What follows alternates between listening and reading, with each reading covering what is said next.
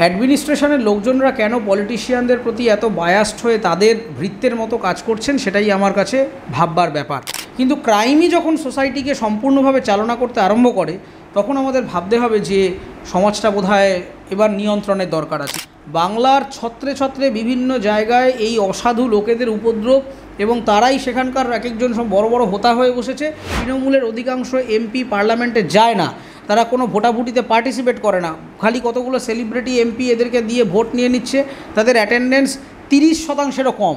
বাংলা পুলিশের যে ক্ষয়িষ্ণু ইমেজ, এই ইমেজটার জন্য তো রাজ্য সরকার দায়ী। যেখানে বাচ্চারা পড়াশোনা করতে পারে না, ইটভাটায় ক্ষেত খামারে কাজ করানো হচ্ছে, তাদের সোশিও ইকোনমিক ডেভেলপমেন্ট করতে দেওয়া হচ্ছে না, জেনারেশনকে নষ্ট করে দেওয়া হচ্ছে, আপনি সেই পঞ্চায়েতকে কিনা বেস্ট চাইল্ড ফ্রেন্ডলি পঞ্চায়েত বলছেন। আজকে প্রশাসনিক ব্যবস্থাকে আপনি নিরপেক্ষ করে দিন, যে কোনো রকম রাজনৈতিক নেতা নেত্রী থাকবে না, এইসব সন্দেশখালীকে পুলিশ ঠান্ডা করতে 48 ঘন্টা সময় লাগবে মাত্র। রামেশ্বরমের বেঙ্গালুরুতে যে ক্যাফেতে একটা বিস্ফোরণ হয়েছিল, সেই ঘটনায় ইতিমধ্যে আজ শুক্রবার সকালে দুজনকে গ্রেফতার করা হয়েছে, যার মধ্যে মূল মাস্টারমাইন্ড যার নাম এসে তাকে গ্রেফতার করা হয়েছে পূর্ব মেদিনীপুর থেকে। এবং এই বিষয় নিয়ে শাসক দল এবং বিরোধী দলের মধ্যে রীতিমতো তর্ক বিতর্ক করা হচ্ছে এবং বিরোধী দল থেকে বলা হচ্ছে যে এই পশ্চিমবঙ্গটাকে সন্ত্রাসদের স্বর্গরাজ্য করে রেখেছেন মমতা ব্যানার্জি। কি বলবেন? বিগত কয়েক বছরে বাংলার পলিটিক্যাল যে সম্পর্ক বিভিন্ন দলগুলির মধ্যে, সেই সম্পর্কের অবনতির কারণে বাংলার প্রশাসনিক ব্যবস্থায় মেজর ইম্প্যাক্ট পড়েছে এবং সেই ইম্প্যাক্টটা পড়ছে এখন ইন্টারনাল সিকিউরিটির ওপরে। এই তৃণমূল ভালো না বিজেপি ভালো, এই যে চর্চা, যেই চর্চাটার কুপ্রভাব সবথেকে বেশি এফেক্টেড হচ্ছে পলিসি মেকিং, সোশ্যাল ওয়েলফেয়ার, অর্থনীতি এবং আমাদের সর্বোপরি প্রশাসনিক সিস্টেমের ওপরে। শুধু এই ক্ষেত্রেই নয়, আপনারা যদি এর আগেও দেখেন যে পার্লামেন্টে যে সিকিউরিটি ব্রিচটা হয়েছিল, তারও কিছু সূত্র এখানকার এনজিওর মাধ্যম দিয়ে এই বাংলায় তার একটা যোগসাজশ পাওয়া গেছে। আমার প্রশ্নটা হচ্ছে, এটা আমাদের এখানকার যারা পুলিশ বিভাগে বসে আছেন, শুধু পলিটিক্যাল লিডাররাই তো চালাচ্ছেন না। অ্যাডমিনিস্ট্রেশনের লোকজনরা কেন পলিটিশিয়ানদের প্রতি এত বায়াসড হয়ে তাদের ভৃত্যের মতো কাজ করছেন সেটাই আমার কাছে ভাববার ব্যাপার। তার কারণ আমাদের পুলিশের গোয়েন্দা বিভাগ রয়েছে, আমাদের পুলিশের ইন্টেলিজেন্স ব্যুরো রয়েছে, নানা রকমের স্পেশাল টাস্ক ফোর্স রয়েছে। তৎসত্ত্বেও যদি এত বড় একজন ক্রিমিনাল আমার এখানে এসে আত্মগোপন করে থাকে, সেটা বাংলা এবং বাঙালির অভ্যন্তরীণ সিকিউরিটির কাছে খুব বড় প্রশ্ন। কে করেছে, কোন দল করেছে, দেখুন আমি বিশ্বাস করি ক্রিমিনালের কোনো দল হয় না। আইনের চোখে সে একজন অভিযুক্ত এবং যদি প্রমাণিত হয় তাহলে তার যা সাজা আছে সেটা হবে। কিন্তু ঘটনাটা হচ্ছে যে বাংলাকে সেফ শেল্টার হিসেবে ব্যবহার করতে পারছে, তার কারণ দীর্ঘদিন ধরে, এর আগেও আমরা দেখেছিলাম যখন এখানে একটা ধর্মীয় মিছিলে আজ থেকে বছর দুয়েক আগে একটা গুলিবর্ষণ হয়েছিল হাওড়া হুগলি ওই দিকটাতে, তখন যে ছেলেটিকে মানে প্রাইম সাসপেক্ট হিসেবে তাকে বিহার থেকে এনকোয়ারি করা হলো, তার মা বলল হ্যাঁ ও তো বাংলায় মাঝে মধ্যেই যায়, মানে ও আর কি একজনের ফ্রিল্যান্স ক্রিমিনাল, ও মাঝে মধ্যেই বাংলায় বন্দুকবাজি করতে আসে, কখনো তৃণমূলের হয়ে আসে, কখনো বা বিজেপি বা যাই হোক বিভিন্ন দলের হয়ে ইত্যাদিতে আসে। কিন্তু ঘটনাটা হচ্ছে যে একটা সোসাইটি, ক্রাইম সোসাইটির পার্ট, সেটা নিয়ে আমরা কখনো ক্রাইমলেস সোসাইটি এক্সপেক্ট করতে পারি না। কিন্তু ক্রাইমই যখন সোসাইটিকে সম্পূর্ণভাবে চালনা করতে আরম্ভ করে তখন আমাদের ভাবতে হবে যে সমাজটা বোধহয় এবার নিয়ন্ত্রণের দরকার আছে। এবং এটা একজন নাগরিক হিসেবে আমার কাছে খুবই অ্যালার্মিং। পলিটিশিয়ানরা তাদের ভোটের অঙ্ক কষার জন্যে নানা রকমের কথা বলছেন, ঠিক কথা, কিন্তু আমার বক্তব্যটা হচ্ছে যে বাংলার পুলিশ এবার একটু দয়া করে স্ট্রিক্ট হন, কোনো রাজনৈতিক দলের দলদাসে পরিণত হবেন না। এবং যাদেরকে, যেসব দুই অভিযুক্তকে গ্রেফতার করা হয়েছে, ইতিমধ্যে তাদের সরকারি নথিপত্র পাওয়া গেছে যে বেআইনিভাবে বা বানানো হয়েছে যে নথিপত্রগুলো। হ্যাঁ, সেই রেসপেক্টে দেখতে গেলে সবথেকে বড় ক্রিমিনাল তো শেখ শাহজাহান, তিনি এখন জেলে আছে। শেখ শাহজাহানের নেতৃত্বে সন্দেশখালীতে কী পরিমাণ অনুপ্রবেশ ঘটেছে এবং কী পরিমাণ মানুষকে অনৈতিকভাবে আধার কার্ড ইত্যাদি করিয়ে দেওয়া হয়েছে, সেটা আমার কোনো ব্যক্তিগত বক্তব্য নয়। সরকারি ওয়েবসাইটে সরকারের যে নথি, ডিস্ট্রিক্ট ম্যাজিস্ট্রেটের কাছে গেলে আপনি সেই ডেটা পাবেন। সেই ডেটাতেই আপনি জনসংখ্যার এই মারাত্মক ডিসপ্যারিটি দেখতে পাবেন, যেখান থেকে এটা প্রমাণিত যে একটা বড় অঙ্কের অনুপ্রবেশ হচ্ছে। সরকারি কাগজে জালিয়াতি করা, দেখুন এই মুহূর্তে বাংলার রাজনীতিতে সবথেকে বড় বাধা বা সবথেকে বড় দায় হচ্ছে করাপশান। এবং খুব আশ্চর্যজনকভাবে করাপশানটা প্রত্যেকটা টেবিলে এমনভাবে পৌঁছে গিয়েছে যে করাপশান না করলে আসলে কিছু হতে পারে না, এরকম একটা ব্যাপার দাঁড়িয়ে গেছে।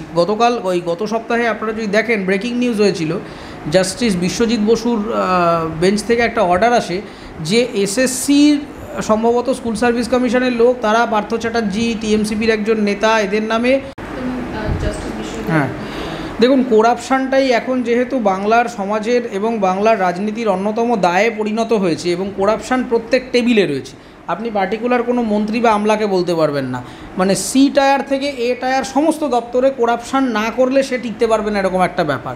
মানে কোথায় নেই, আপনি ভাববেন শুধু প্রশাসনে হচ্ছে তা নয়, আপনি সরকারি হাসপাতালগুলোয় চলে যাবেন, সেখানেও দেখবেন যে কোন ডাক্তার ঘরের কাছে পোস্টিং হবে সের জন্য ঘুষ চাইছে, না হলে তাকে ধরুন থাকে গলফ গ্রিনে পাঠিয়ে দিচ্ছে হয়তো নৈহাটির ভিতরে কোনো একটা হাসপাতালে ইচ্ছে করে, যাইদার পয়সা দাও নাহলে তোমাকে সাফার করতে হবে।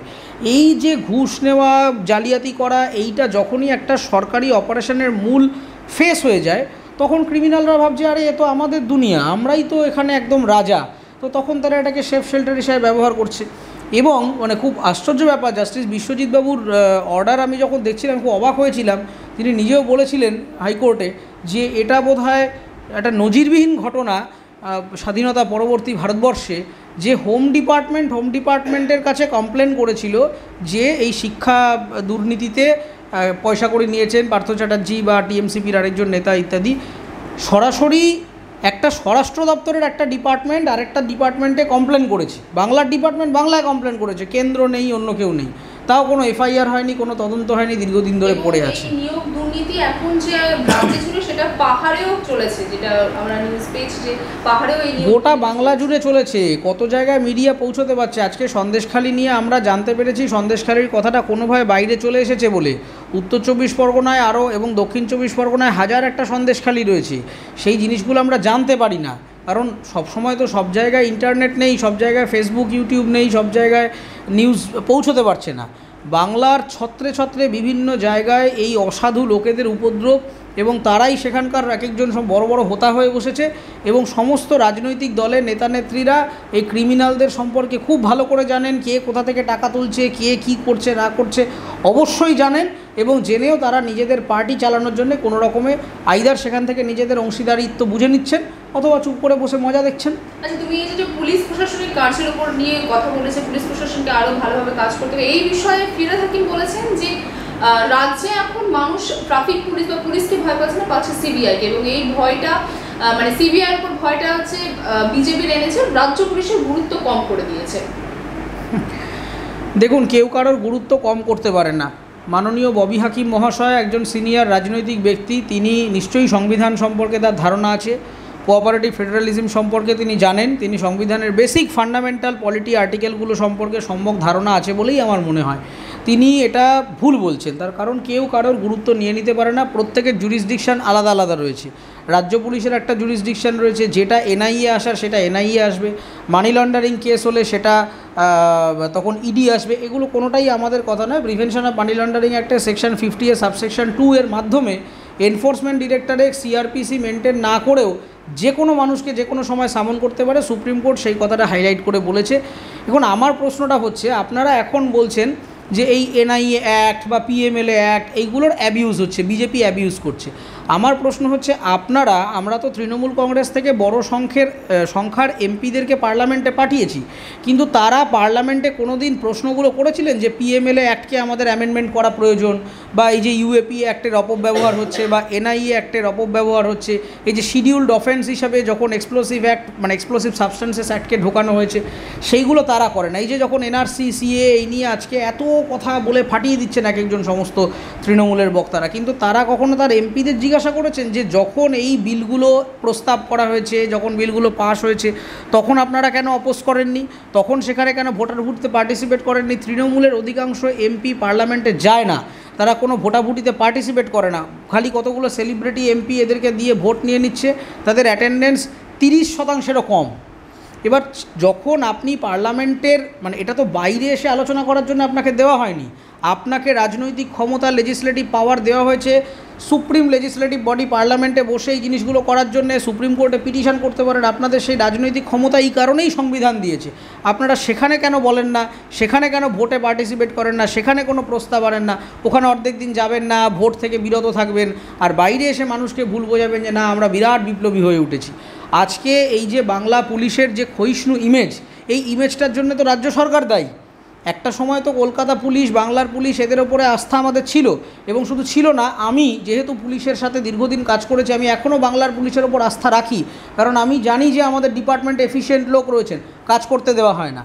আচ্ছা, এই বাংলা পুলিশ নিয়ে যখন প্রশ্ন করছে সিবিআই তদন্ত, আপনি অনারেবল ববি হাকিম মহাশয়কে জিজ্ঞাসা করবেন যে যখন এই চিটফান্ড সংক্রান্ত মামলা প্রথম খবরে আসে, তখন ইডি, সিবিআই এই সমস্ত আলোচনায় আসার আগেই চিফ মিনিস্টারের নেতৃত্বে, তখন আইপিএস, তখন বিধাননগর কমিশনারেট ছিলেন সম্ভবত রাজীব কুমারের নেতৃত্বে একটা স্পেশাল ইনভেস্টিগেশন টিম গঠন করা হয়েছিল।